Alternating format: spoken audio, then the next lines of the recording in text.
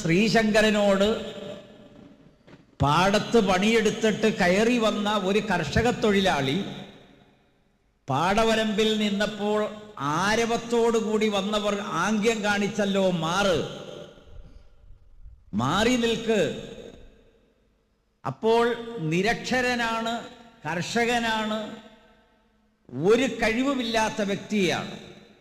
അയാൾ ചങ്കൂറ്റത്തോടെ ചോദിച്ചില്ലേ, എന്നിലുള്ള ഈശ്വരാംശം നിങ്ങളിലെ ഈശ്വരാംശത്തിൻ്റെ മുൻപിൽ മാറി നിൽക്കണോ? നിങ്ങൾക്കിത് മനസ്സിലായോ എന്ന് എനിക്കറിയില്ല. നിങ്ങൾക്ക് മനസ്സിലായെന്ന് എനിക്കും അറിയില്ല. എന്ന് പറഞ്ഞാൽ ശങ്കരാചാര്യൻ്റെ ആദർശമാണ് CH മുസ്തഫൻ്റെ ആദർശം. എന്ന് പറഞ്ഞാൽ മതം ഏതായാലും മനുഷ്യൻ നന്നായാൽ മതി. മാത്രവുമല്ല, എല്ലാ മനുഷ്യൻ്റെയും ഉള്ളിൽ ദൈവികാംശമുണ്ട്. യാതൊന്നു കേൾക്കുവതു നാരായണ ശ്രുതിമ, യാതൊന്നു കാണുവതു നാരായണ പ്രതിമ. ഇതാണ് ശങ്കരാചാര്യൻ്റെ ആദർശം. ആ ആദർശമാണ് മൂപ്പര സമ്മേളനത്തിൽ പ്രസംഗിച്ചത്. എന്ന് പറഞ്ഞാൽ CH മുസ്തഫ മൗലവിയുടെ ആദർശം. ഇനിയും കേട്ടോളി. മതങ്ങൾ തഖ്ലീദ് പഠിപ്പിക്കുമ്പോൾ ഇമാം മഹല്ലിയും സുയൂത്തിയൊക്കെ ജംഉൽ ജവാമിയിൽ ഒരു കാര്യം സമർത്ഥിക്കുന്നുണ്ട്. അതിൻ്റെ ഷറഹിൽ മറ്റെല്ലാം തെറ്റ്, ഞാൻ ഉൾക്കൊള്ളുന്ന ഷാഫി മാത്രം ശരി. അങ്ങനെയല്ല മതേതരത്വത്തെ പഠിപ്പിച്ചത് ഖുർആൻ. ഖുർആൻ പഠിപ്പിച്ചപ്പോൾ ആയിരക്കണക്കിന് മതങ്ങൾ, 10,000-കണക്കിന് മതങ്ങളെ ഉൾക്കൊള്ളുന്നു. മുൻ കഴിഞ്ഞ മുഴുവൻ വേദങ്ങളും ശരിയും സത്യവുമാണെന്ന് പറയാൻ 23 വർഷം ഒരുപാട് വൈതരണികൾ ഏറ്റെടുക്കേണ്ടി വന്നു അന്ത്യപ്രവാചകന്. പരസ്പരം ബഹുമാനിക്കുന്ന, ഇതിനേക്കാളെല്ലാം വലുതായിട്ടുള്ളത് ദേവാലയങ്ങളാണ്.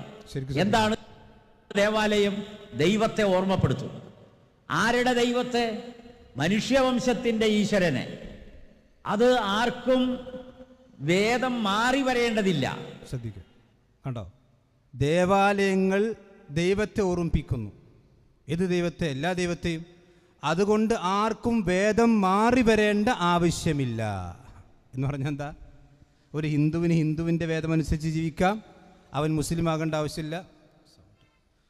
ഒരു ക്രിസ്ത്യാനിക്ക് ക്രിസ്ത്യാനിയുടെ വേദം സ്വീകരിച്ചുകൊണ്ട് ജീവിക്കാം, അവന് വേദം മാറേണ്ട ആവശ്യമില്ല. ആ ഭാഗം ഒന്നുകൂടി കേൾപ്പിച്ചു കൊടുക്കണം. അത് ആർക്കും വേദം മാറി വരേണ്ടതില്ല. ഒരു ദൈവം മറ്റൊരു ജനസമൂഹത്തിൻ്റെ ശത്രുവല്ല. എല്ലാവരുടെയും ദൈവം ഏകനാണ്. അതുകൊണ്ട് ദേവാലയങ്ങൾ മനുഷ്യവംശം പരസ്പരം ഒരുമിച്ച് നിന്ന് വളർത്തി, ഉണ്ടാക്കി, സംരക്ഷിച്ച്, അതിനെ സർവീസ് ചെയ്ത് അത് നിലനിർത്തണം എന്ന് വിശുദ്ധ ഖുർആൻ പഠിപ്പിക്കുന്നു. അപ്പം എന്താ പറഞ്ഞത്? ഇവിടുത്തെ ചർച്ചും അമ്പലവും പള്ളിയും ഒക്കെ എല്ലാവരും കൂടി ഒരുമിച്ച് നിന്ന് നിർമ്മിച്ച് സഹകരിച്ച് പോകണം. ഇത് തന്നെയാണ് CH മുസ്തഫ മൗലവി പറഞ്ഞത്. ഇദ്ദേഹത്തിന് അവതാരിക എഴുതി കൊടുക്കാൻ യാതൊരു തടസ്സവുമില്ല. അതുകൊണ്ട് ബഹുമാനനായ ജാബിർ റഹ്മാനി, നിങ്ങൾ തന്നെയാണ് ഈ ആദർശം പ്രസംഗിക്കാൻ അദ്ദേഹത്തെ സമ്മേളനത്തിൽ ഏൽപ്പിച്ചത്. ഇതുവരേക്കും നമ്മളിവിടെ സംസാരിക്കുന്ന ഈ നിമിഷം വരേക്കും ആ സമ്മേളനത്തിൽ വന്നിട്ടുള്ള ഈ പച്ചയായ കുഫറിൻ്റെ വാദത്തെ നിങ്ങൾ തിരുത്തിയിട്ടുണ്ടോ? തിരുത്തിയിട്ടില്ല.